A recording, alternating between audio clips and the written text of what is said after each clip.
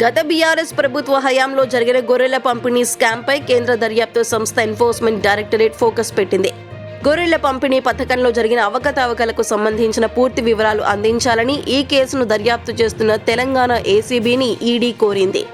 ఈ క్రమంలో గొర్రెల పంపిణీ స్కామ్ కేసులో ఈడీ రంగంలోకి దిగడంపై బీజేపీ ఎంపీ రఘునందన్ రావు స్పందించారు. గురువారం ఆయన ఓ కార్యక్రమంలో మాట్లాడుతూ కాసేపటి క్రితమే కేసీఆర్పై ఈడీ కేసు నమోదు చేసింది. ఆయన కోసం ఈడీ అధికారులు వచ్చారని అన్నారు. కేసీఆర్, హరీష్ రావు, వెంకట్రామిరెడ్డికి ముందుంది ముసళ్ల పండగ అని రఘునందన్ రావు సంచలన వ్యాఖ్యలు చేశారు. కాగా గత బీఆర్ఎస్ ప్రభుత్వ హయాంలో జరిగిన గొర్రెల పంపిణీ స్కామ్పై ఈడీ ఫోకస్ పెట్టిన నేపథ్యంలో కేసీఆర్, హరీష్ రావుకు ముందుంది ముసళ్ల పండగ అని బీజేపీ ఎంపీ రఘునందన్ రావు అనటం స్టేట్ పాలిటిక్స్ లో హాట్ టాపిక్ గా మారింది. ఈ స్కామ్పై ఈడీ దృష్టి సారించడంతో ఈ కేసు చివరికి ఎవరి మెడకు చుట్టుకుంటుందోనని తీవ్ర ఉత్కంఠ నెలకొంది.